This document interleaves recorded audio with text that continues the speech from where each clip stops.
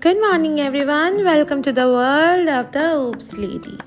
আজকে সকাল সকাল উঠে গেছিলাম, জেনারেলি একটু লেট অবধি শুয়ে থাকি। আমার মা ঠাকুমা ডাইনিং টেবিলে বসে আর কথা বলছিল আমার মামার মেয়ে মানে বোনুর সাথে। আমি উঠেই চলে গেলাম আমার রুমে, যা দেখি আমি আবহাওয়া চেক করতে। আজকে সকাল থেকে ভীষণ রোদ ছিল, মানে তখন সকাল 8টা বাজে আর রোদ দেখে মনে হচ্ছে প্রায় 12টা বেজে গেছে। মা এখানে বসিয়ে দিয়েছিল, চা হয়ে গেছিলো, মায়ের লাঞ্চ বানানো কমপ্লিট। 8টার মধ্যে চা খেতে আমি বসে গেছিলাম। এরপর প্যাকিং করার পালা। ওই ছোট্ট ব্যাগটাতে আমি জিনিসপত্র নিয়ে নিয়েছিলাম, কারণ যাচ্ছিলাম জাস্ট একদিনের জন্য, কালকে দুপুরবেলায় আবার ফিরে আসবো। এখানে হয়ে গেছি আমরা রেডি।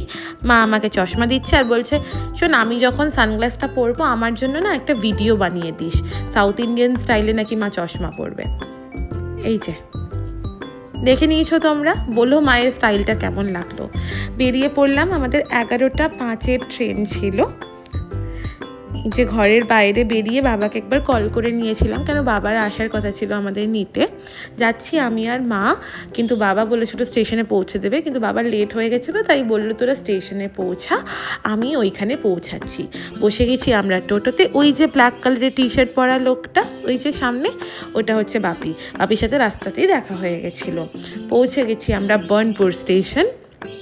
স্টেশনে পৌঁছে বাবা মা চলে গেছিলো টিকিট কাউন্টারে টিকিট কাটতে। আমার বাবার খুব মন খারাপ, কারণ বাবারও যাওয়ার ইচ্ছে ছিল, কিন্তু বাবা স্যাটারডে ছুটি পায় না, বাবা সানডে ছুটি পায়, তো বাবা ওই জন্য যেতে পারেনি আমাদের সাথে। আমরা স্টেশনে পৌঁছে জানতে পারি অনেক লেটে ট্রেন আসবে, তাই জন্যে আমরা চলে গেছিলাম মিষ্টি আনতে।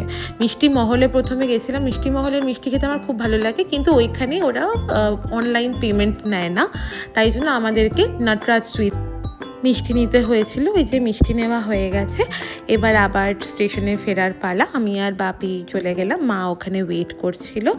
আমাদের ট্রেন অনেক লেট করেছিল, দেখো 11:05-এর ট্রেন, 11:45 বেজে গেছে, তাও কিন্তু ট্রেন আসেনি। এসে পৌঁছেছিল ট্রেন 12টায়। এই যে আমার বাবা একদিনের জন্য গেলে পরেও বাবার মনটা অতটাই খারাপ হয়। আমাকে আর মাকে ছাড়া থাকতে পারে না, স্পেশালি মাকে ছাড়া থাকতে পারে না, কারণ আমি তো অনেক কলকাতাতেও থেকেছি। দেখো বাইরে ট্রেনের দৃশ্য দেখতে আমার খুব ভালো লাগে, কেন এত গ্রিনারি। আমি সকাল থেকে কিছুই খাইনি, সেরকম চা খেয়েছিলাম শুধু, তাই জন্য আমি নিয়ে নিয়েছিলাম মুগ ডাল, মা নিয়ে নিয়েছিল বাদাম। তারপরে আবার এত গ্রিন সব এরিয়াজ না বাইরে। আমি একটা স্লিভলেস কুর্তি পরেছিলাম, কারণ বিভৎস গরম ছিল, আর যাচ্ছিলাম সেই ভর দুপুরে। ভীষণ খুশি, কারণ মামা বাড়ি তো মামা বাড়ি হয়। তুমি যতই বড় হয়ে যাও, নিজের বাড়ির থেকে মামা বাড়িটা তোমার বেশি প্রিয় হবেই।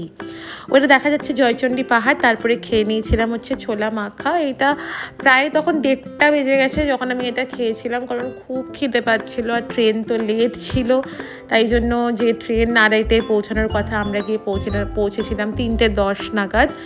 মামা এসেছিলো নিতে, ওই যে গাড়ির মধ্যে দেখো মামা বসে আছে। মামাকে বারণ করা হয়েছিল কি আমি আর মা টোটোতে চলে যাব, কিন্তু মামা শোনেনি। মামা নিতে আসবে আমি জানতাম। মা বসে গেছিলো টোটোতে, আমি চলে গেছিলাম মামার সাথে। পুরুলিয়াতে না একটা জিনিস আমার খুব ভালো লাগে, কিন্তু রাস্তায় ধারে ধারে প্রচুর মন্দির।